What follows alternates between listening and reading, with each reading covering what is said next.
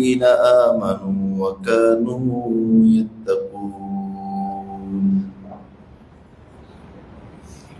صدق الله مولانا العظيم وصدق رسوله النبي الكريم ونحن على ذلك لمن.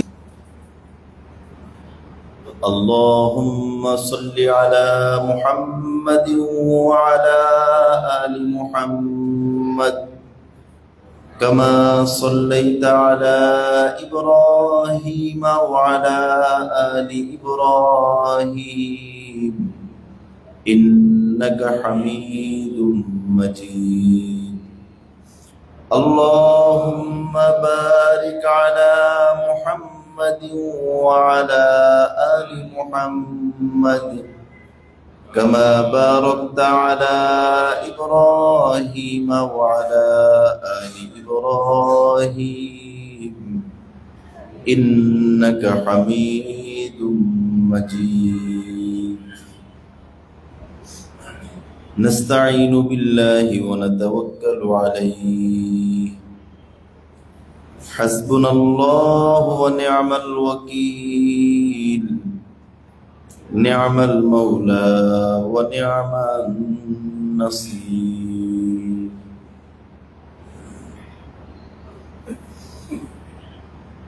আল্লাহ রাব্বুল আলামিনের বহুত বড় ইহসান এবং মেহেরবানি, আল্লাহ পাক আমাদেরকে পবিত্র কুরআনুল কারীমের অত্যন্ত গুরুত্বপূর্ণ শিক্ষণীয় সূরা ইউসুফের তাফসীরে বসার সুযোগ দিয়েছেন। আমরা সকলেই হৃদয়ের গভীর থেকে আল্লাহ রাব্বুল আলামিনের শাহী দরবারে শুকরিয়া আদায় করি, আলহামদুলিল্লাহ।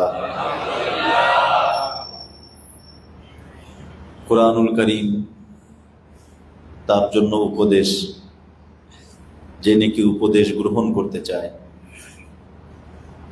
পক্ষান্তরে কেউ যদি উপদেশ এড়িয়ে চলে, উপদেশ গ্রহণ না করে, তাহলে কেমন যেন এমন হবে যে বৃষ্টি নামলো, বৃষ্টিতে পৃথিবী সিঞ্চিত হলো, কিন্তু বৃষ্টির আমি পেলাম না।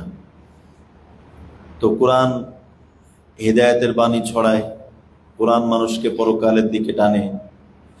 আমাকে এই হিদায়াত গ্রহণ করতে হবে, এই হিদায়াতের জন্য আগ্রহী হতে হবে এবং কোরআনের দিক নির্দেশনা অনুযায়ী জীবন চালাতে হবে। তাহলে আমাদের জীবন সুন্দর হবে, কোরআনী বিধান আমরা প্রতিষ্ঠিত করতে পারবো, কোরআন বাস্তবে কোরআনী হুকুম এটা প্রতিষ্ঠিত হবে। আল্লাহ রাব্বুল আলামিন আমাদের সকলকে এই কোরআন আমাদেরকে যে মেসেজ দেয়, আল্লাহ পাক আমাদেরকে ওই মেসেজ গ্রহণ করার তৌফিক দান করেন।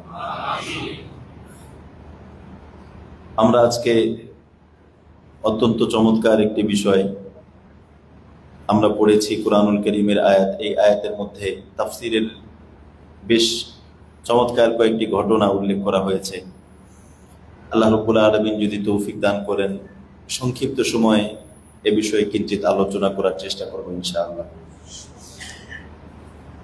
আমরা বলেছিলাম হযরত ইউসুফ আলাইহিস সালামকে আল্লাহ রাব্বুল আলামিন তাকওয়ার বিনিময়ে, তাকওয়া অর্জনের নগদ পুরস্কার হিসেবে আল্লাহ রাব্বুল আলামিন দুনিয়ার মধ্যে অনেক মান সম্মান বাড়িয়ে দিয়েছিলেন। আল্লাহ পাক যেটাকে বলেছেন, আমি ইউসুফকে প্রতিষ্ঠিত করেছি। আল্লাহ রাব্বুল আলামিন হযরত ইউসুফকে প্রতিষ্ঠিত করলেন। ইয়াতাবাওয়াউ মিনহা হাইসু ইয়াশা, তিনি তার খুশি মতো, ইচ্ছে মতো এই পৃথিবীর মধ্যে ভ্রমণ করেন, তিনি তার ইচ্ছে মতো বিভিন্ন জায়গায় যান। আল্লাহ রাব্বুল আলামিন তাকে এমন শান শৌকত দিয়েছিলেন, 1,000,000,000 রিজার্ভ ফোর্স থাকতো হযরত ইউসুফ আলাইহিস সালামের পাহারা এবং হযরত ইউসুফ আলাইহিস সালামের নিয়ন্ত্রণে। আল্লাহ রাব্বুল আলামিন যদি কাউকে উঠান, তাহলে এমন ভাবে উঠান সে কল্পনা করতে পারে না। তাকওয়া যদি কেউ ধরে, তাকওয়া যদি কেউ গ্রহণ করে, তাকওয়া হচ্ছে একটু কষ্ট, প্রাথমিক দিক দিয়ে একটু কষ্ট, কেমন যেন মনে হয় যে সমাজ থেকে আলাদা আলাদা মনে হয়। কিন্তু এই কষ্টটা যদি কেউ সহ্য করতে পারে, আল্লাহ রাব্বুল আলামিন তাকে নগদ পুরস্কার দান করেন। পৃথিবীর মধ্যে তাকওয়ার চেয়ে সম্মানিত কোনো জিনিস, যে যত আমল করুক, তাকওয়ার থেকে বেশি সম্মানিত কোনো জিনিস এই পৃথিবীর মধ্যে আর নাই। আল্লাহ পাক স্পষ্ট করে বলেছেন, ইন্না আকরামাকুম ইনদাল্লাহি আতকাকুম, তোমাদের মধ্যে হতে সবচেয়ে সম্মানিত সে যে নাকি আল্লাহ রাব্বুল আলামিনের কাছে সবচেয়ে বড় মুত্তাকি। সবচেয়ে বড় মুত্তাকি আল্লাহর কাছে সবচেয়ে বড় সম্মানিত। সবচেয়ে বেশি নামাজি সবচেয়ে বেশি সম্মানিত না, সবচেয়ে বেশি রোজা রাখে সবচেয়ে বেশি সম্মানিত না, সবচেয়ে বেশি উমরা করে সবচেয়ে বেশি সম্মানিত না, সবচেয়ে বেশি যে কোনো কাজ সব থেকে বেশি মুত্তাকি ওই ব্যক্তি আল্লাহর কাছে সবচেয়ে বেশি সম্মানিত। এটা খুবই, আল্লাহ রাব্বুল আলামিন যদি এখানে, গতকালকে আমরা বলতেছিলাম যে যদি বড় কোনো শর্ত দিয়ে দিতেন যে আমার কাছে সম্মানিত হওয়ার জন্য সুঠাম দেহের অধিকারী হওয়া লাগবে, ক্ষমতার চেয়ারে বসা লাগবে, কোটি কোটি টাকার মালিক হওয়া লাগবে, তাহলে অনেক মানুষ এই পদ পেত না। আল্লাহ রাব্বুল আলামিন বললেন সবচেয়ে সম্মানিত সে যে নাকি সবচেয়ে বড় মুত্তাকি। সবচেয়ে বড় মুত্তাকি যে সবচেয়ে বেশি সম্মানিত সে। এই জায়গাটায় আমাদের ভিতরে ব্যাপকভাবে ভুল ধারণা। এই ভুলটা কাটানোর জন্য উলামায়ে কেরাম চেষ্টা করছেন, কিন্তু এই ভুলটা কেটে উঠছে না। কবে কেটে উঠবে? হয়তো কোনোদিন কেটে উঠতে পারে। আমরা মনে করি সবচেয়ে বড় মুত্তাকি সে যার মাথার পাগড়ি সবচেয়ে বড়। সবচেয়ে বড় মুত্তাকি সে যার দাড়ি সবচেয়ে বেশি বড়। আর দাড়ি তো ওয়াজিব, ঠিক আছে। সবচেয়ে বড় মুত্তাকি সে যার জুব্বা সবচেয়ে বড়। এইগুলোকে আমরা মনে করি। একজন হজ করে আসছে, উমরা করে আসছে, বারবার বাইতুল্লাহ তওয়াফ করে, একদম নফল নামাজ পড়ে, নফল রোজা রাখে, মাশাআল্লাহ অনেক ভালো। কিন্তু উনি যদি গুনার থেকে না বাঁচে, গুনার থেকে যদি না বাঁচে, এইগুলোর আল্লাহর কাছে 5 পয়সার দাম নাই। কারণ এগুলো যা নেকি অর্জন হয় সব শেষ হয়ে যায়। গুনার থেকে বেঁচে থাকার পরে এগুলো তার মর্যাদা আরো বাড়াবে। মুত্তাকি হওয়ার সাথে সাথে তিনি বেশি উমরা করেন। এই বেশি উমরার কারণে মুত্তাকি হওয়ার সাথে এই উমরা, আমি তো বলি মুত্তাকি ব্যক্তির একটা উমরা এবং সে আল্লাহর ঘর দেখে যেই মজা, দিলের মধ্যে যেই স্বাদ পাবে, আল্লাহর পক্ষ থেকে যে একটা প্রশান্তি অনুভব করবে, কশ্চিন কালেও গুনাহগার ওটা পাবে না, কোনো দিন পাবে না। একজন মানুষ নফল নামাজ পড়ে, গুনার থেকে বাঁচার পরে একটা সিজদা, একদম পবিত্র অবস্থায় গুনাহ মুক্ত জীবন হয়ে গুনাহগুলো বাদ দিয়েছে, এখন চোখের গুনাহ করে না, মানুষের হক নষ্ট করে না, আল্লাহর হক নষ্ট করে না। ওই ব্যক্তি সিজদার মধ্যে যে মজা পাবে, কশ্চিন কালেও গুনাহগার ওই মজা পাবে না, কোনো দিন ওই মজা পাবে না। ইমাম মুহাম্মদ রহমতুল্লাহি আলাইহি শেষ রাত্রে উনি মাসআলা ইস্তেমবাদ করতেন, কোরআন এবং হাদিস থেকে মাসআলাগুলো বের করতেন। মাসআলা বের করতে করতে এক পর্যায়ে উনি চিৎকার করে বলতেন যে ইস, এই কোরআন হাদিস অধ্যয়ন করা, গবেষণা করা, এই গবেষণার মাধ্যমে আমি যে মজাটা পাচ্ছি, এই মজা যদি রাজা বাদশার ছেলেরা জানতো, তাহলে ওরা আমাদের থেকে এই মজা ছিনিয়ে নেওয়ার জন্য ওরা যুদ্ধ করত। এই মজার খবর তো সে জানে যে নাকি নিজেকে পবিত্র রেখেছে। নিজেকে পবিত্র না রাখলে, গুনাহমুক্ত জীবন না হলে, নামাজটা তার কাছে একটা যন্ত্রণাদায়ক জিনিস মনে হবে। আর কতক্ষণ, আর কতক্ষণ, আর কতক্ষণ, তার কাছে কষ্টের মনে হবে। ইবাদত তার কাছে অনেক কষ্টের মনে হবে, ইবাদতটা তার কাছে বোঝা মনে হবে। আল্লাহ রাব্বুল আলামিন কোরআনের মধ্যে বলেছেন, ওয়াইদা কামু ইলাস সালাত কামু কুসালা, তারা হলো মুনাফিকদের মতো নামাজে যখন দাঁড়ায় অলসতার সাথে দাঁড়ায়। ওয়াইদা কামু ইলাস সালাতি কামু কুসালা, একদম অলসতার মতো দাঁড়ায়। আর কতক্ষণ, মানে খুব বোঝা কেমন যেন চাপিয়ে দিয়েছে। এই বোঝাটা কেন? সে মজা পায় না। মজাটা কেন পায় না? গুনাহের কারণে মজা পায় না। দিলের মধ্যে গুনাহের একটা আবরণ পড়া, দিলের মধ্যে গুনাহের আবরণ পড়া, এজন্য সে মজা পায় না। এজন্য আমরা চাই, আসুন আমরা জীবনে প্রতিজ্ঞা করি, ইবাদত যতটুকু করব, সাথে গুনার থেকে বাঁচার পরে আমি যদি ইবাদত করি, আমার জীবনে গুনাহমুক্ত জীবন অর্জন হয়েছে, এখন আমি কোরআনুল কারীম তেলাওয়াত করলে দিলের মধ্যে লাগবে, এখন আমি সিজদা দিলে দিল প্রশান্তি লাভ করবে, এখন আমি আল্লাহ আল্লাহ জিকির করে দিলের ভিতরে ভিন্ন রকমের স্বাদ অনুভব হবে, এখন আমি বাইতুল্লাহ শরীফের সামনে গেলে বোঝা যাবে আমি মালিকের কাছের হয়ে মালিকের ঘরে আসছি। ঘরে যাওয়াই তো বড় কথা না, কেউ ঘরে গেল ঘরের দরজা খুললো না, এ কথা বুঝতেছেন না?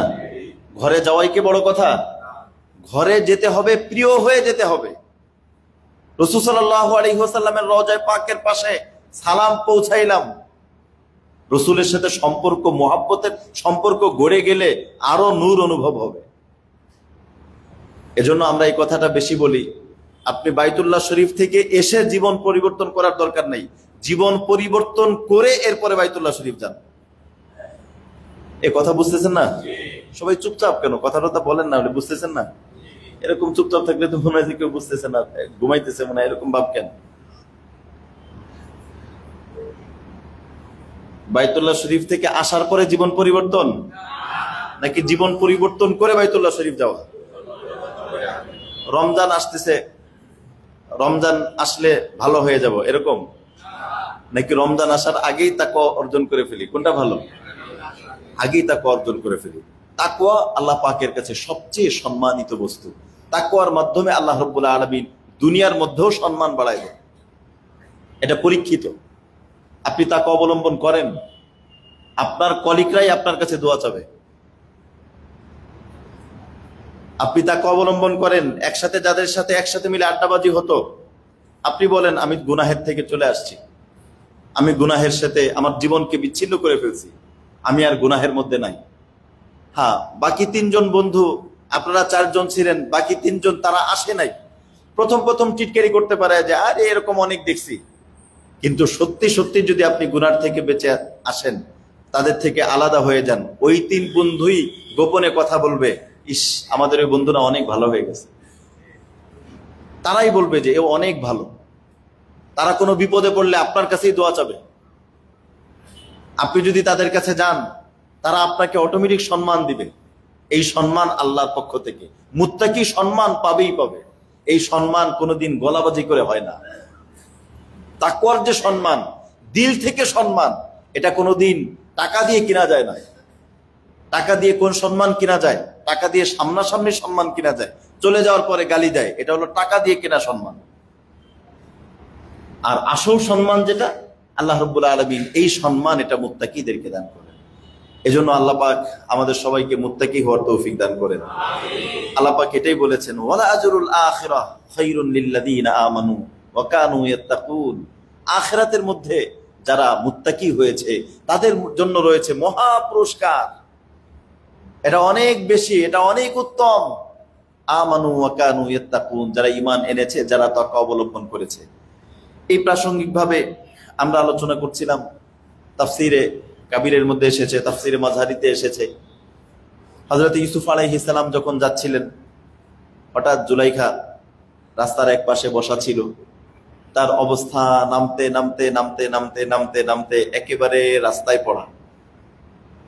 স্বামীর ইন্তেকাল হয়েছে, অবস্থা পরিবর্তন হতে তো বেশি সময় লাগে না, এটা তো আমরা নিজ চোখেই দেখেছি অনেক কিছু। অবস্থা পরিবর্তন খুব একেবারেই খুব সাধারণ, মানুষের কাছে যতটা অসাধারণ অস্বাভাবিক মনে হয়, এটাও হতে পারে। আল্লাহ পাক দেখায় দেন, হ্যাঁ এটাও করতে পারি আমি, কারণ সব কিছু যিনি করতে পারেন, অসম্ভব যেখানে সেকেন্ডের মধ্যে সম্ভব হয়ে যায়, যিনি করতে পারেন তার নাম হচ্ছেন আল্লাহ। জুলাইখার অবস্থা একদম নিচু হয়ে গেল। হযরত ইউসুফ আলাইহিস সালাম যাচ্ছেন, জুলাইখার অবস্থা শুনলেন। জুলাইখা বলল, সুবহান মান জাআলাল মুলুকা আবিদান লিমাসিয়াতিহি ওয়া জাআলাল আবিদা মুলুকান লিতাআতিহি। জুলাইখা যখন এই কথা বলল যে আমি ওই আল্লাহর পবিত্রতা বর্ণনা করছি, যিনি তার নির্দেশ পালনের কারণে গোলামকে সিংহাসনে বসিয়েছেন, আর তার নির্দেশ লঙ্ঘন করার কারণে সিংহাসন থেকে রাস্তায় বসিয়ে দিয়েছে। এই কথা জুলাইখা কেন বলল? কারণ হচ্ছে অপরাধ এটা এমন একটা জিনিস যেটা সব সময় যে অপরাধী হয় তার ভিতরে সব সময় একটা অপরাধ বোধ কাজ করে। অপরাধীর ভিতরে একটা অপরাধ বোধ এটাই তার ভিতরে কাজ করে সব সময়, যে সে অপরাধী। হয়তো তার কোনো বিচার হইল না, তার বিচার করার কোনো সাহস নাই, সে এমন একটা পজিশনে আছে যে তার বিচার সম্ভব না বা কেউ বিচার দাবিও করতে পারবে না, কিন্তু ওই ব্যক্তি জানে যে সে অপরাধী। ওর ভিতরে একটা হীনমন্যতা, ওর একটা বিবেক মাঝে মাঝে যে আমি তো অপরাধী। তো জুলাইখা সে তো বুঝতে পারছিল যে সে অপরাধী। হযরত ইউসুফ আলাইহিস সালামের মতো একজন নিষ্পাপ মানুষ, তাকে সে জেলের মধ্যে ঢুকিয়েছে এবং তার ব্যাপারে মিথ্যা কথা বলেছে, অথচ সম্পূর্ণ দোষটা ছিল তার। এজন্য এই অপরাধ বোধ তাকে তাড়া দিচ্ছিল, আমি কাজটা তো খুব খারাপ করেছি। এজন্যই সে বলছিল যে আল্লাহ পাক এই আল্লাহ নাফরমানি করার কারণে রাজ সিংহাসন থেকে বসিয়ে দিয়েছে। হযরত ইউসুফ আলাইহিস সালাম যখন এটা শুনলেন, শোনার পরে তিনি অত্যন্ত মর্মাহত হলেন। কেন মর্মাহত হলেন? এজন্য কারণ হযরত ইউসুফ আলাইহিস সালামের জীবনে জুলাইখার বেশ কিছু অবদান আছে। উনি যখন প্রথমেই এসেছিলেন অনেক অবদান আছে। আর আমাদের জীবনে আমরা অনেক সময় এরকম হয়, আমরা ইহসান ভুলে যাই। বুদ্ধিমানরা কখনো ইহসান ভুলে না, অনুগ্রহ ভুলে না, ভোলা উচিত না। আপনার জীবনে যদি কারো অনুগ্রহ থাকে কখনো ভুলবেন না, তাহলে আল্লাহ আপনাকে আরো বড় করবে। আর আপনি যদি কারো অনুগ্রহ ভুলে যান তাহলে আপনি বড় হতে পারবেন না, এবং এর শাস্তি আপনাকে আল্লাহ দেখাই দিবে। আপনার জীবনে কারো, এখন আপনি অনেক বড়, কিন্তু এই বড় হওয়ার পিছনে কারা কারা আছে তাদেরকে ভুলবেন না। অনেকে ভুলে যায়, অবস্থার একটু পরিবর্তন হলেই অনেকে ভুলে যায়, এ ভোলা উচিত না। আপনার বড় ভাই হয়তো এখন আপনার বড় ভাই থেকেও আপনি বড়, কিন্তু আপনার এই বড় হওয়ার পিছনে ওই বড় ভাইয়ের যদি অবদান থাকে, সারা জীবন আপনি তাকে শ্রদ্ধার সাথে স্মরণ করবেন। এটা উচিত, যে কেউ হতে পারে। আপনার বড় হওয়ার পিছনে যারা ভূমিকা পালন করে, যাদের ইহসান আছে, শুধু বড় হওয়ার পিছনেই না, যে কোনো ক্ষেত্রে আপনাকে কেউ সহযোগিতা করছে, অথবা আপনার বিপদে কেউ এগিয়ে এসেছে, আপনার উপর কারো ইহসান আছে, অনুগ্রহ আছে, আপনি সারা জীবন তাকে স্মরণ করবেন, দোয়ার ভিতরে স্মরণ করবেন। পারলে তাকে কিছু হাদিয়া দিবেন, তার সহযোগিতায় আপনি হাত বাড়াবেন। সেও যদি কোনো একদিন বিপদে পড়ে আপনি হাত বাড়াবেন। আমি চেষ্টা করি সমস্ত দোয়ার ভিতরে, ব্যক্তিগত যে একান্ত দোয়া, এই দোয়ার ভিতরে আমি এটা খুব চেষ্টা করি যে আমার এই জীবনে যাদেরই অবদান আছে, অনেকের অবদান আছে তারা এখন মাটির নিচে, অনেকের অবদান আছে যারা এখন মাটির নিচে, সবার জন্য দোয়া করা এটা হক।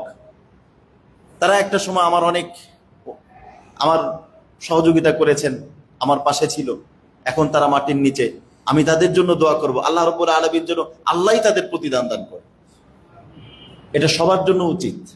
এজন্য ইহসান ভুলে যাওয়া, মানুষ ভুলে যায়, এটা মানুষের একটা মানে কমন একটা বিষয়, ভুলে যায় মনে। এবং কখনো কখনো এরকম হয়, কেউ ভুলে যাওয়া তো দূরের কথা, আবার কেউ কেউ স্বীকারও করতে চায় না।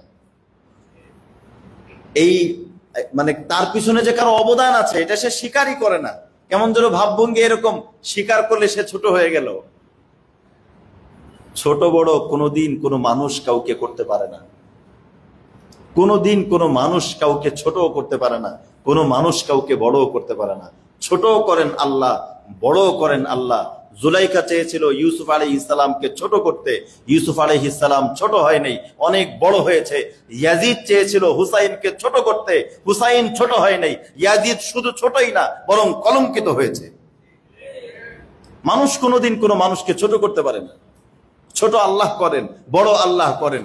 এবং কখনো এমনও দেখা যায় মানুষ কাউকে ছোট করতে চাইলে সে ছোট হয়ে যায়, আল্লাহ যদি কাউকে সম্মান দিতে চান সে বড় হয়ে যায়। আমরা আমাদের এই ক্ষুদ্র জীবনে কত কিছু দেখলাম চোখে, কত কিছু চোখে দেখলাম, আল্লাহ পাক কত কিছু চোখে দেখালেন। এজন্য অনুগ্রহ যদি আপনার জীবনে কারো থাকে সেটা কোনোদিন ভুলবেন না, ভোলা উচিত না। আল্লাহ পাক আমাদেরকে স্মরণ রাখার তৌফিক দান করেন। হযরত ইউসুফ আলাইহিস সালাম অত্যন্ত মর্মাহত হলেন। তিনি চিন্তা করলেন যেহেতু এই মুহূর্তে তার অবস্থা শোচনীয়। একটা সময় আমার উপর তার ইহসান আছে, অবদান আছে, এই ইহসানের কিছু বিনিময় তাকে দেওয়া দরকার। আসলে ইউসুফ আলাইহিস সালাম চেয়েছেন বিষয়টা এমন না, আল্লাহ রাব্বুল আলামিনের ইচ্ছা ছিল।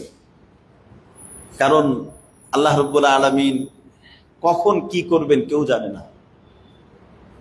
এই পৃথিবী আমার আপনার প্ল্যান দিয়ে, আমার আপনার পরিকল্পনা দিয়ে চলে না।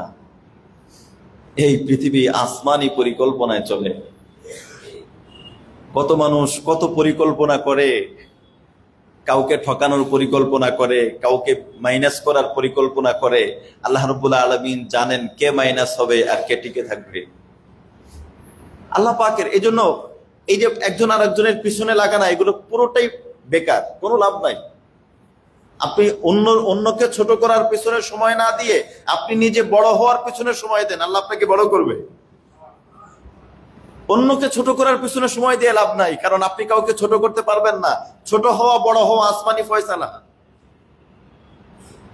হযরতে ইউসুফ আলাইহিস সালাম যা করেছেন সব আসমানি ফয়সালা, আল্লাহ রাব্বুল আলামিনের পক্ষ থেকে সব ফয়সালা ছিল। এজন্য আমাদের এক উস্তাদ বলতেন, বিয়ে শাদীর মধ্যে কত মানুষ কত বাছাই করে, কত ভাবে বাছাই করে। আমার এক উস্তাদ বলতেন যে মানুষ বাছাই করে বউ ঘরে আনতে পারে, বেছে বেছে বেছে বেছে বউ ঘরে আনতে পারে, কিন্তু কপাল তো আর বেছে আনা যায় না, ভাগ্য তাকদীর তো আর বেছে আনা যায় না।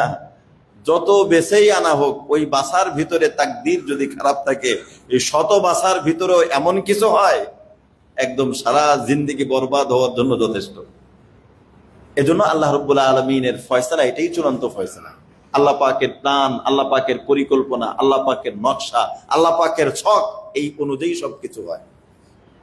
আমরা আমাদের এই ক্ষুদ্র জীবনেও দেখেছি, অনেক কিছু আমরা চেষ্টা করেছি, হয় নাই, অনেক খারাপ লেগেছে। পরে দেখা গিয়েছে যে এইটাই আমার জন্য সবচেয়ে উত্তম ফয়সালা ছিল। হযরতে ইউসুফ আলাইহিস সালাম যখন দেখলেন জুলাইখার অবস্থা, তখন হযরতে ইউসুফ আলাইহিস সালামের ভিতরে উনি কান্না করলেন। এরপরে উনি চলে আসলেন। আসার পর হযরতে ইউসুফ আলাইহিস সালাম জুলাইখার কাছে খবর পাঠালেন। শরীয়তের মাসআলা হলো, কোন একজন নারী সে যদি বিধবা হয়, তার যদি স্বামী না থাকে, তাহলে তাকে যে কেউ বিয়ে করতে পারে, যাদের সাথে বিয়ে বৈধ হালাল। বয়স কম বেশি হতে পারে, এটা কোনো বিষয় না।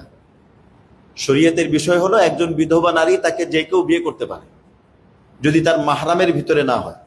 যাদের সাথে বিয়ে হারাম তারা তো বিয়ে করতে পারবে না, এমনি যে কেউ বিয়ে করতে পারে। হযরত ইউসুফ আলাইহিস সালাম তখন দূত পাঠালেন জুলাইখার কাছে। পাঠায় বললেন যে তোমার স্বামী তো মারা গেছে, তুমি বিধবা, এখন তুমি আমাকে বিয়ে করবা নাকি?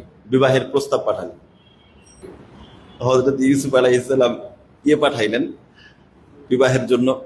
তো শরীয়তের মাসালা এটা, কারো যদি স্বামী না থাকে তাহলে তার কাছে বিবাহের প্রস্তাব পাঠানো যায়। হযরত ইউসুফ আলাইহিস সালাম দূতের মাধ্যমে বিবাহের প্রস্তাব পাঠালেন যে তুমি বিবাহ করতে রাজি আছো কিনা। জুলাইখা একথা শোনার সাথে সাথে অবাক, কারণ এখন তার যে অবস্থা আর ইউসুফ আলাইহিস সালামের যে অবস্থা, মানে কোনো দিক দিয়ে তো মিল না। ইউসুফ আলাইহিস সালাম যখন জুলাইখারও যৌবন ছিল, তখনই ইউসুফ আলাইহিস সালাম তার দিকে তাকাননি। আর এখন তো একেবারে সব দিক দিয়ে, না আর্থিকভাবে আছে, না সামাজিকভাবে আছে, না শারীরিকভাবে আছে, একেবারেই তো বৃদ্ধা হয়ে গিয়েছে। এখন এই মুহূর্তে বিবাহের প্রস্তাব পাঠানো মানে এটা কেমন? তখন জুলাইখা বলছেন যে ইউসুফকে আমার সাথে মাস্কারা করছে বা উপহাস করছে, বিদ্রুপ করছে, নাকি মানে আমাদের ভাষায় আমার থেকে মজা নিতেছে নাকি, এরকম মানে এই কথা বলে সে কি আমাকে উপহাস করছে এমন? হযরত ইউসুফ আলাইহিস সালাম বলছেন, না, উপহাস করছি না, বরং ওই সময় তুমি আমাকে ডেকেছো, তোমার দিকে তাকানো এটা নাজায়েজ, অবৈধ ছিল। তোমার স্বামী আছে, তোমার যেহেতু স্বামী আছে, তোমার দিকে তাকানো, তোমার সাথে সম্পর্ক, এটা সম্পূর্ণ নাজায়েজ ছিল। তোমার সাথে আমার বিবাহ বৈধ ছিল না। এখন তোমার অবস্থা যেহেতু এরকম, আমার মাধ্যমে যদি তোমার কোনো উপকার হয়, বিবাহের উদ্দেশ্য শুধু নিজের যৌন চাহিদা পূরণ করা না, বিবাহের উদ্দেশ্য এমনটা যদি কেউ হয় যে কোনো নারী, বর্তমান আমাদের দেশে এরকম অনেক নারী আছে যারা বিধবা অথবা যারা অসহায়, নিজের ব্যক্তিগত প্রয়োজনীয় কাজগুলোও করতে পারে না, কারণ একজন মেয়ে তার শুধু একা তার দ্বারা চলা সম্ভব না।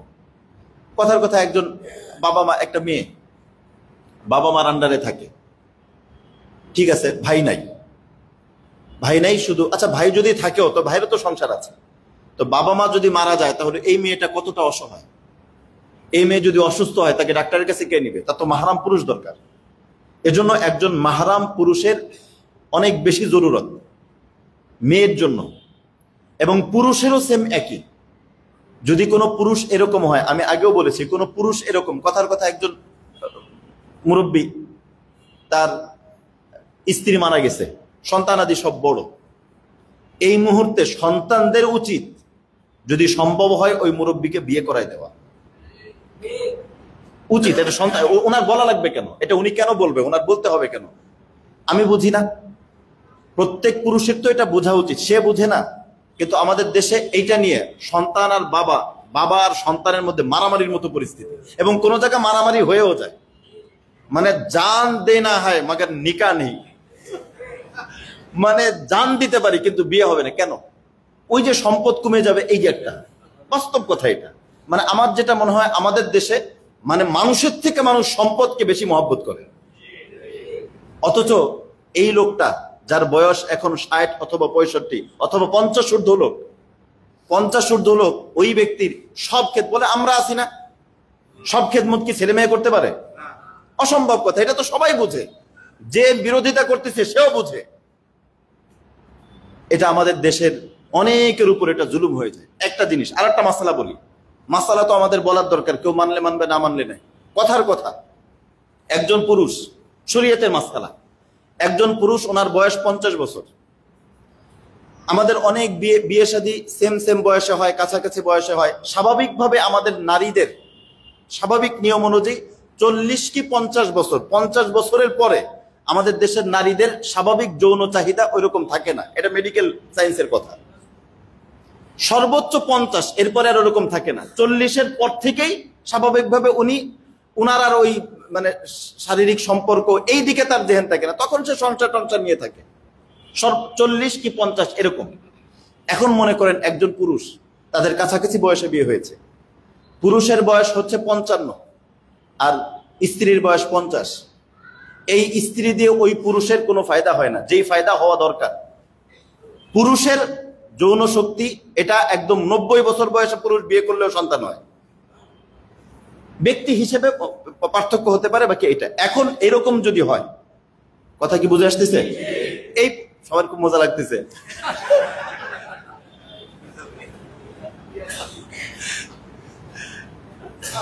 এরকম যদি হয় না, এটা বাস্তব মাসালা, এই মাসালার কারণে সমাজে অনেক অশান্তি হয়। এরকম যদি হয় যে ওই পুরুষ, উনি বিবাহে সক্ষম, ওনার স্ত্রী আছে, আমাদের সমাজে অনেক এরকম দুর্ঘটনা বলতে অনেক মুরব্বী আছে, বয়স্ক লোক আছে। আমরা অনেক মুরব্বীদের সাথে এবার স্বাভাবিক কথা বললে দেখা যায় যে অনেক মুরব্বীরাও বিয়ে দিনে বিভিন্ন কথা বলে, মজাক করেই বলে। মজাক করে কেন বলতেছে? অন্য কথা তো বলে না, মানে তার চাহিদা আছে। শরীয়তের মাসআলা হচ্ছে এরকম যদি হয় যে তার স্ত্রী আছে, কিন্তু ওই স্ত্রী দিয়ে তার শরীরের চাহিদা মিটছে না, ওই পুরুষের যদি সামর্থ্য থাকে, শক্তি থাকে, স্ত্রী সামলানোর যদি শক্তি থাকে, ওই পুরুষের জন্য বিয়ে করা জরুরি। বিয়ে না করলে যদি তার গুনাহে আক্রান্ত বা গুনাহ হয়ে যাওয়ার, এখন বিয়ে করে না, বউ আছে কিন্তু বউ বয়স্ক হয়ে গেছে, বউর প্রতি তার ওই রকম চাহিদা নাই। মহিলাদের 50-এর পরে তো বৃদ্ধাই হয়ে যায়, এখন ওরকম চাহিদা নাই। এই অবস্থায় যদি পুরুষের সামর্থ্য থাকে এবং সে বিয়ে না করলে যদি তার গুনাহ হয়ে যাওয়ার আশঙ্কা থাকে, ওই পুরুষের বিয়ে করা জরুরি। এই বিয়েতে যদি কেউ বাধা দেয়, জেনে শুনে যদি বাধা দেয়, তার ঈমানই থাকবে না। মাসআলা যে কোনো আলেম থেকে জিজ্ঞেস করে এরপর আমার বলি, মাসআলা এটাই। কিন্তু দেখা যায় এই বিয়েতে কেউ বাধা দিবে না, কিন্তু তার তো কষ্ট হয়, এবং তখন দেখা যায় যে সে হয়তো প্রকাশ্যে ভালো মানুষ, কিন্তু ভিতরের চাহিদা তো ভিন্ন জিনিস।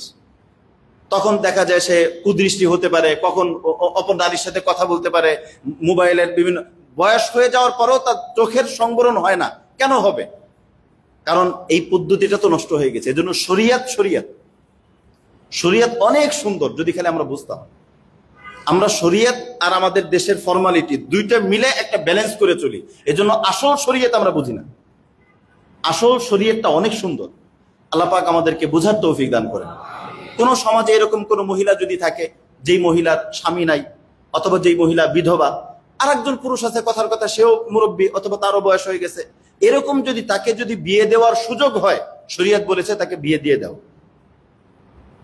আমি আগেও বললাম, যদি সন্তান থাকে সন্তানদের উচিত তাকে বিয়ে দিয়ে দেওয়া। এটা সন্তানদের কাজ। উনি বলবে কেন? ওনার বলা লাগবে কেন? এইটা হযরতে ইউসুফ আলাইহিস সালাম দেখলেন জুলাইখার স্বামী নাই, সে অসহায়, আমি যদি তাকে বিয়ে করি এই মুহূর্তে তার একটা সাপোর্ট হবে। রাসূল সাল্লাল্লাহু আলাইহি ওয়াসাল্লাম একাধিক বিয়ে করেছেন, নিজের কোনো চাহিদা পূরণ করার জন্য না। নবী একাধিক বিয়ে করে একাধিক নবীজির বিয়ে করেছেন অনেক। যেমন হযরতে আবু সালামা রাদিয়াল্লাহু তাআলা নবীজির একনিষ্ঠ সাহাবী, ওনার ইন্তেকাল হয়ে গেছে। ওনার স্ত্রী এতটা ভেঙে পড়ছে, এতটা বেশি ভেঙে পড়ছে। আবু সালামা রাদিয়াল্লাহু তাআলা অনেক বড় মাপের সাহাবী ছিলেন এবং খুব ভালো মেজাজের মানুষ ছিলেন। রাসূল সাল্লাল্লাহু আলাইহি ওয়াসাল্লাম এই সমস্ত বিধবা নারীদেরকে আশ্রয় দেওয়া এবং তাদের যেন একটা ছায়া হয়, অনেক বিষয় বিবেচনা করে রাসূল সাল্লাল্লাহু আলাইহি ওয়াসাল্লাম অনেক বিয়ে করেছেন। এর জন্য বিবাহের মাসআলা হচ্ছে এই। ইউসুফ আলাইহিস সালাম যখন দেখলেন যে তার বিবাহের দরকার, তখন উনি বিবাহের প্রস্তাব পাঠালেন। তখন জুলাইখা তো এক বাক্যে যখন বুঝতে পারলেন যে আসলে এটা বিয়ের জন্য উনি বলছেন, তখন তো জুলাইখা খুশি হয়ে মেনে নেয়। তখন বিবাহের একটা দিন তারিখ ধার্য করা হয়। বিবাহের দিন তারিখ ধার্য করার পর যখন বিবাহ হলো, বিয়ে হবে, ওই অনুষ্ঠানে হযরত ইউসুফ আলাইহিস সালাম বিবাহ করলেন। বিবাহের পরে আল্লাহর কাছে দোয়া করলেন। নবীদের দোয়া আল্লাহ রাব্বুল আলামিন কবুল করেন। আর যদি কেউ দিল থেকে যদি কেউ আসলেই আল্লাহ রাব্বুল আলামিনের কাছে কোনো ভালো জিনিস চায়, আল্লাহ রাব্বুল আলামিন সেটা দান করেন। হযরত ইউসুফ আলাইহিস সালাম না, ইউসুফ আলাইহিস সালাম তো নবী, এটা ছাড়াও আরো অনেক ঘটনা আছে। আল্লাহ রাব্বুল আলামিন দোয়া কবুল করে কিছু অলৌকিক নিদর্শন আল্লাহ পাক দেখিয়ে দেন। যেমন হযরত ইউসুফ আলাইহিস সালাম দোয়া করেছিলেন যে আল্লাহ, এই জুলাইখা তার যখন যৌবন ছিল, সে আমার প্রতি অনেক আসক্ত ছিল। এখন তো সে বৃদ্ধা হয়ে গিয়েছে, তার ওরকম চাহিদা কোনো কিছু নাই। আপনি তো সবই পারেন, তার যৌবনকালকে আপনি ফেরত দিয়ে দেন, তার রূপ সৌন্দর্য আপনি ফেরত দিয়ে দেন। সেম এরকম একটা ঘটনা আছে আরেকজন বুজুর্গের ক্ষেত্রে। ওনার নাম হচ্ছে মাজজুম আল কুরাশি। মাজজুম আল কুরাশি বড় মাপের একজন বুজুর্গ ছিলেন। ওনাকে মাজজুম বলা হইতো। মাজজুম মানে হলো কুষ্ঠ রোগী, মানে পুরো শরীরের ভিতরে এরকম ঘা, একদম পুরো শরীরটা এরকম। তো ওনাকে কেউ বিয়ে করেন, এই অবস্থায় কে বিয়ে করবে, বা উনিও বিবাহের চিন্তা করেন না। কিন্তু কুষ্ঠরোগী হইল, শারীরিক যে চাহিদা সেটা তো থাকতে পারে। ওনার শারীরিক চাহিদা, বিবাহের চাহিদা তৈরি হয়েছে। তখন উনি ঘোষণা করছেন সবাই যে আমি বিয়ে করতে চাই। আমার এই অবস্থা জেনে যদি কেউ আমাকে বিয়ে করে তাহলে সে করতে পারবে। এখানে একটা বিষয়, বিবাহের ক্ষেত্রে কোনো কিছু গোপন করা এটা জায়েজ নাই। এবং কোনো বিবাহে যদি কোনো কিছু গোপন করা হয়, ওই বিবাহে আর যাই হোক না হোক শান্তি হবে না, কশিন কালেও শান্তি হবে না। একদম স্পষ্ট, মেয়ের কোনো সমস্যা থাকলে সেটা স্পষ্ট করে বলা, ছেলের কোনো সমস্যা থাকলে স্পষ্ট করে বলা। বেচা কেনার ভিতরে এটা যেরকম মাসআলা, হ্যাঁ সবাই যদি দোষ প্রকাশ করে দেয়, এমনটাও তো হইতে পারে যে দোষটা প্রকাশ করা হলো, প্রকাশের পরেও বিয়ে হইলে আল্লাহ পাক ওর মধ্যে বারাকা দান করবে। তো ওনার যেহেতু কুষ্ঠরোগ ছিল, এজন্য উনি স্পষ্ট করে বলছেন আমার শরীরের অবস্থা হলো এই, আমি কুষ্ঠরোগী, তবে এরপরও যদি কেউ বিয়ে করতে চায় তাহলে সে করতে পারে। তো এক মহিলা দিনদার, তিনি চিন্তা করছে যে আমার বিয়ে হইলে তো যে কেউ বিয়ে করতে পারে, কিন্তু ইনাকে তো কেউ বিয়ে করবে না স্বাভাবিকভাবে। জেনে শুনে কুষ্ঠরোগী এরকম ব্যক্তিকে কে বিয়ে করে? তখন সে রাজি হয়েছে যে আচ্ছা ঠিক আছে, আমি ওনার খেদমত করবো, আমি ওনার খেদমতের নিয়েতেই বিয়ে করবো। উনি রাজি হয়েছে। এই খবরটা যখন ওনার কাছে আসছে, উনি তো বড় মাপের বুজুর্গ ছিলেন, যে হুজুর একজন মহিলা রাজি হয়েছে, সে আপনাকে বিয়ে করবে। বলে তার কাছে কি সব বলছো? আমার এই যে হালাত, যেটা আমি যে কুষ্ঠ রোগ আছে, এই রোগের বিস্তারিত বিবরণ জানে? বলে সব জেনে শুনি সে বিয়ে করতে আগ্রহী। আচ্ছা ঠিক আছে, বিয়ে হয়ে গেল। এখন বিয়ে হয়ে গেছে, কিন্তু এখনো ওনাদের দেখা হয়নি। বিয়ে হয়ে যাওয়ার পরে উনি বলছে যে যাও, সবে বিয়ের অনুষ্ঠান শেষ, এখন মেয়ের সামনে আনা হবে, মেয়েকে সামনে আনা হবে, মেয়ে দেখবে। উনি বলছে যে এর আগে আমি একটু ব্যক্তিগত আমার একটু কাজ আছে, আমার সবাই একটু ফ্রেশ আলাদা করে দাও, একটু নীরব নির্জন করে দাও। স্ত্রীর সাথে একান্তে সময় কাটানোর আগে আমি আমার মালিকের সাথে একান্তে সময় কাটাবো। একদম সত্য ঘটনা। উনি তখন আল্লাহর কাছে কান্নাকাটি শুরু করছে যে আল্লাহ, একটা মেয়ে, তারও তো জীবনে একটা শখ আছে, সে আমার দিক তাকায়, আমার খেদমতের জন্য সে রাজি হইল, কিন্তু তারও তো একটা শখ আছে। তুমি আমার ব্যাপারে যে সিদ্ধান্ত নাও, আমি এই সিদ্ধান্তের উপরে রাজি। তোমার ফয়সালার উপরে আমার কোনো আপত্তি নাই। আমাকে কুষ্ঠরোগ কেন দিয়েছো আমার কোনো অভিযোগ নাই। তোমার যা ইচ্ছা সেটা তুমি করো, তবে তোমার কাছে আমি একজন নাখান্তা, একজন গোলাম হিসেবে তোমার কাছে আবদার করি, ওই মেয়েটা যখন আমার কাছে আসবে ওই মুহূর্তে তুমি আমাকে সুস্থ রাখো। ওই মেয়েটা যখন আসবে সে যেন আমাকে সুস্থ দেখে, ওই সময়টা তুমি আমাকে সুস্থ করে দিও। যেন ওই মেয়েটা জেনে কি জেনে শুনে, এটা জানার পরে সে যেহেতু কুরবানি করছে, তুমি ওই মুহূর্তে আমাকে ভালো করে দিও। আল্লাহ রাব্বুল আলামিন তার দোয়াকে কবুল করছেন।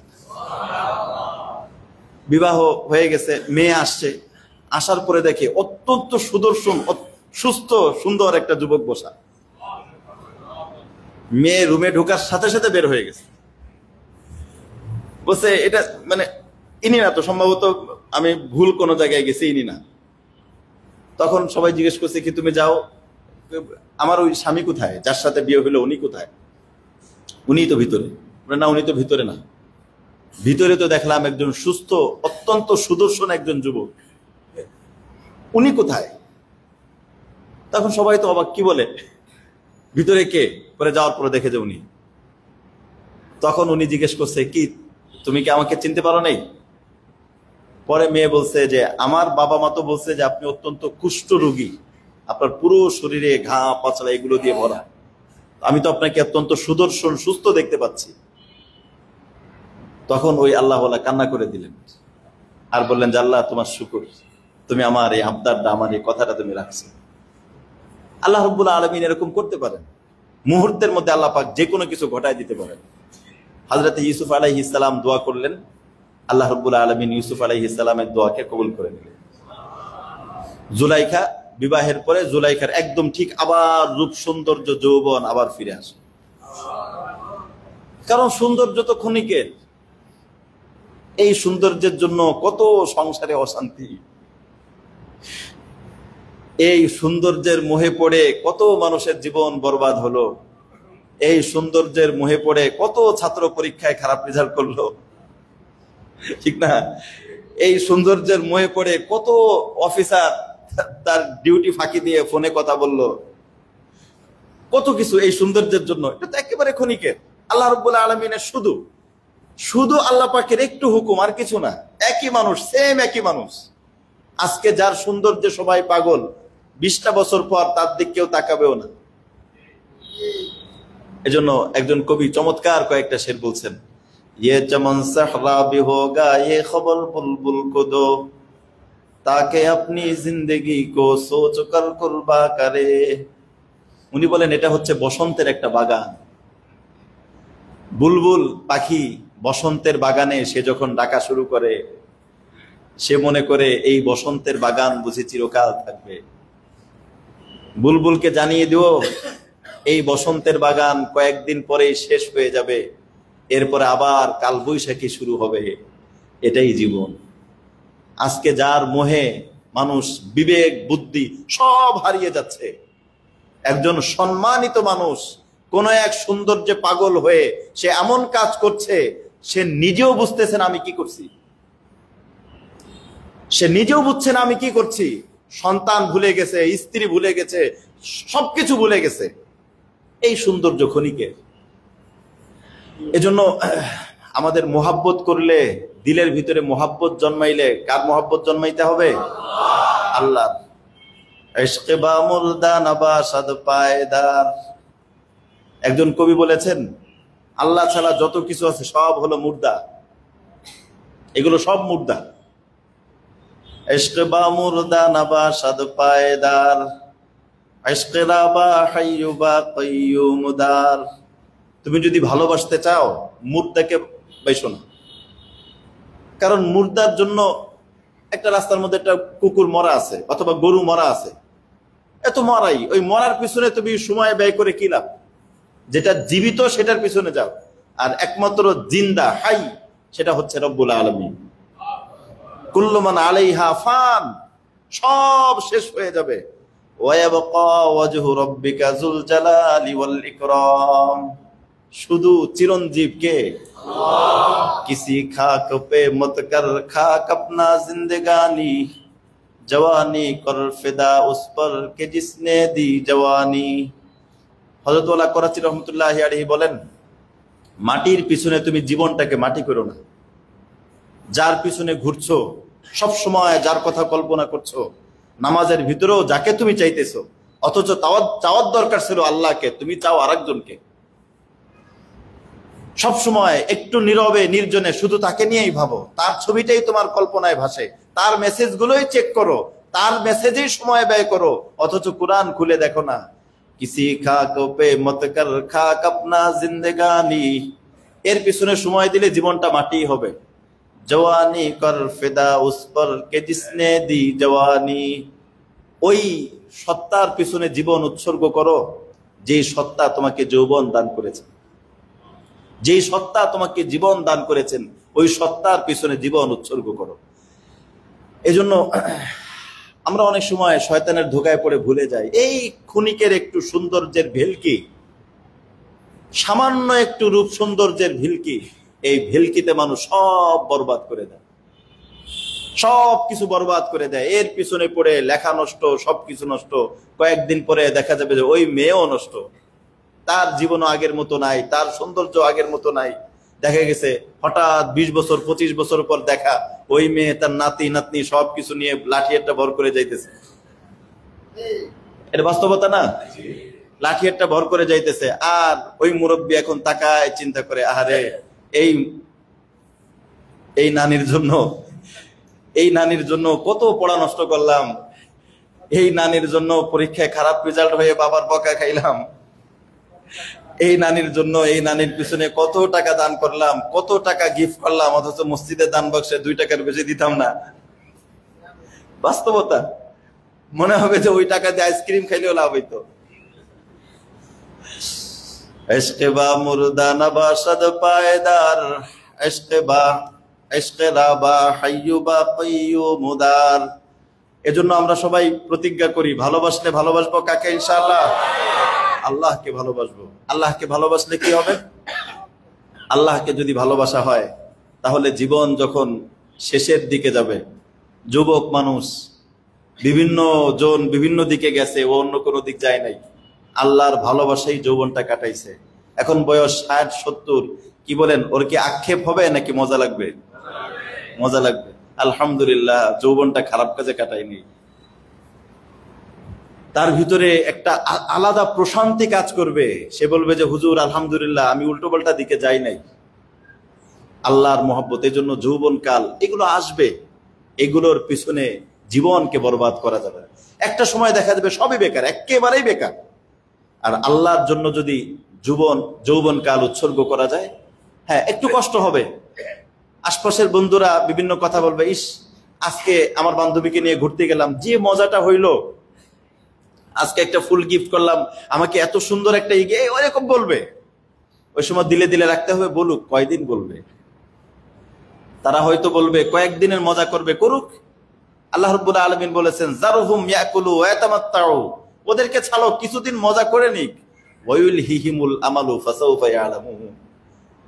আশা, এই দুনিয়ার ভোগ বিলাস তাদেরকে চেপে ধরেছে, অল্প কিছুদিন পরেই তারা টের পাবে। অল্প কিছুদিন, বেশি দিনে, দুনিয়াতেই টের পাবে, দুনিয়াতেই টের পাবে, অল্প কিছুদিন পরেই টের পাবে। আল্লাহ রাব্বুল আলামিন আমাদেরকে বোঝার তৌফিক দান করেন। হযরতে ইউসুফ আলাইহিস সালাম দোয়া করলেন, দোয়ার বদৌলতে আল্লাহ রাব্বুল আলামিন ওনার সৌন্দর্যকে ফিরিয়ে দিলেন। সৌন্দর্য ফিরিয়ে দেওয়ার পর আল্লাহ রাব্বুল আলামিন একটা কুদরত প্রকাশ করলেন। সেটা হলো বিবাহের পরে যে সম্পর্কটা হয়, এই সম্পর্কটা হচ্ছে স্থায়ী সম্পর্ক এবং খুব মজাদার সম্পর্ক। বিবাহের আগের যেটা, সেটা হলো নষ্টামির সম্পর্ক, ওর মধ্যে মজা নাই, ওটা হলো আতঙ্ক। বিবাহের পরের সম্পর্ক হলো মজার সম্পর্ক। আল্লাহ রাব্বুল আলামিন হযরত ইউসুফ আলাইহিস সালাম এবং জুলাইখার এই যে বৈবাহিক সম্পর্কের মধ্যে অনেক বারাকা দান করলেন। কিন্তু তাফসীরের ভিতরে আসছে হযরত ইউসুফ আলাইহিস সালাম থেকে ওনাদের সন্তানও হয়, কয়েকজন সন্তান আল্লাহ রাব্বুল আলামিন দান করেন, দুটি সন্তান হয়। এখন দেখা গেছে ইউসুফ আলাইহিস সালামের মোহাব্বত জুলাইখার প্রতি আল্লাহ বাড়াই দিয়েছেন। আগে বেশি মোহাব্বত ছিল জুলাইখার, বেশি বলতে মোহাব্বত তো জুলাইখারই ছিল। আর এখন আল্লাহ রাব্বুল আলামিন ইউসুফ আলাইহিস সালামের দিলে জুলাইখার মোহাব্বতকে বাড়াই দিয়েছেন, আর জুলাইখার দিলে ইউসুফ আলাইহিস সালামের মোহাব্বতকে কমাই দিয়েছেন। কমায় বলতে একদম খুব কম, অনেক কম। বিবাহের পরে জুলাইখা ইউসুফ আলাইহিস সালামের ঘরে আসার পর এক নম্বর হলো আল্লাহ তার জীবনে বড় কুদরত প্রকাশ করেছে। দুই নম্বর হচ্ছে তার জীবনের তো অনেক একটা অতীত আছে, জীবনের লম্বা একটা সময় পার করেছে। তিন নম্বর হলো উনি নবুয়তি ইমানি দাওয়াত পেয়েছে, এখন ইমান এনেছে, ইমানের আলাদা স্বাদ, ইমানের স্বাদ, বিবাহের স্বাদ, হারানো যৌবন ফিরে পাওয়ার স্বাদ। এই তিন স্বাদে উনি এতটা বিভোর, উনি সবসময় আল্লাহর ইবাদতে থাকে। একদিন হযরত ইউসুফ আলাইহিস সালাম ওনাকে ডাকছেন, জুলাইখা উনি আল্লাহর ইবাদতে আছেন, মানে খুব বেশি একটা ইয়ে করেননি। তখন ইউসুফ আলাইহিস সালাম বলছেন, কিরে জুলাইখা, আগে তো তুমি অনেক পাগল ছিলে, আর এখন তো একটু কেমন কেমন, একটু তোমার ভিতরে একটু চেঞ্জ মনে হচ্ছে, তুমি অনেক পরিবর্তন হয়ে গেছো, তুমি অনেক চেঞ্জ হয়ে গেছো, ঠিক না? তোমার মধ্যে একটু চেঞ্জ দেখা যায়, কারণ কি? তখন জুলাইখা আজীব একটা উত্তর দিয়েছেন। জুলাইখা উত্তর দিয়েছেন, আল্লামা রুমি রহমতুল্লাহ আলাইহি ছন্দ আকারে বলেছেন, আবে জমজম খুরদাবুদম আবে শুরা কায় খুলম, আবে জমজম খুরদাবুদম আবে শুরা কায় খুরম, বাদশাহী করদাবুদম পাসে বানি কায় কুনম।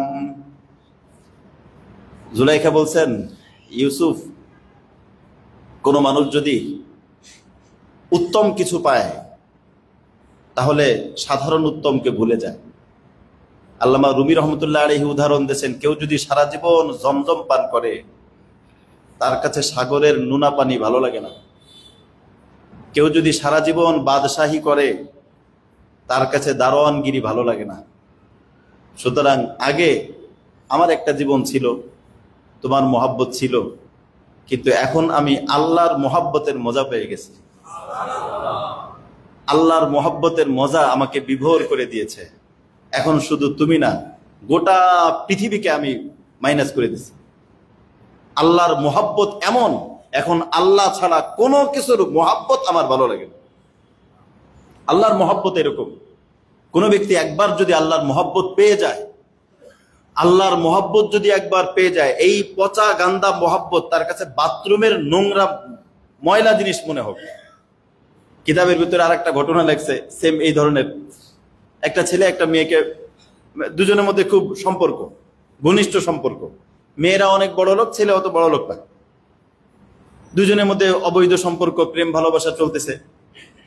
এখন ছেলেটা বলতেছে যে তোমার বাবা যদি জানে, কারণ মেয়ের বাবা হলো অনেক অর্থ সম্পদের মালিক, তোমার বাবা যদি জানে তাহলে শেষ, আমি শেষ, এই জন্য আমরা আলাদা হয়ে যাই। তো মেয়ে বলতেছে যে আলাদা হয়ে গেলে তোমার না দেখলে, তোমার সাথে কথা না বললে তোমার ভালো লাগবে না। তা এমন একটা সুরত করা দরকার যে সুরতে আলাদা হয়ে যাওয়ার পরেও আমাদের মাঝে মাঝে দেখা সাক্ষাৎ হয়। ঠিক আছে, হতে পারে, কি সুরত হইতে পারে?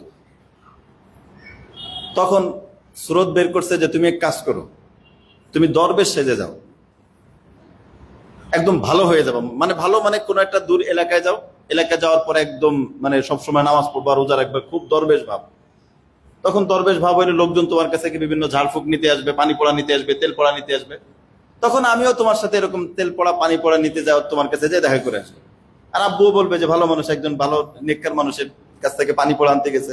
ও যে কি পড়া আনতে গেছে তা তো আর বুঝবে না। এটা খুব ভালো লাগছে, আচ্ছা ঠিক আছে, এটা করা যেতে পারে। সত্যি সত্যি ওই ছেলে চলে গেছে, যে পাশের এলাকায় একটা মসজিদের মধ্যে ঢুকছে। মসজিদের মধ্যে ঢোকার পর চিন্তা করছে ইবাদত শুরু করে, একদম মানে ওর মাকসাদ তো মানে এমন একটা ইবাদত, সারা জাগানো ইবাদত, কারণ তার ভাইরাল হইতে হবে। ভাইরাল হয়ে এই খবর ওই মেয়ের বাবার কাছেও যাবে, না আসলে উনি ভালো মানুষ, তাহলে মেয়েরে পাঠাবে, নাহলে তো মেয়েরে পাঠাবে না। ও মসজিদের মধ্যে যে ভালো করে ইবাদত শুরু করছে, একদম আল্লাহ আল্লাহ জিকির করে ভালো করে শুরু করছে। ও জিকির করতে করতে করতে করতে একটা সময় আসলেই বুজুর্গ হয়ে গেছে। এজন্য কিতাবের ভিতরে আসছে, প্রথম প্রথম যদি রিয়া থাকেও ইবাদত চালায় যাও, একটা সময় আল্লাহ প্রকৃত স্বাদ দিয়ে দিতে পারে।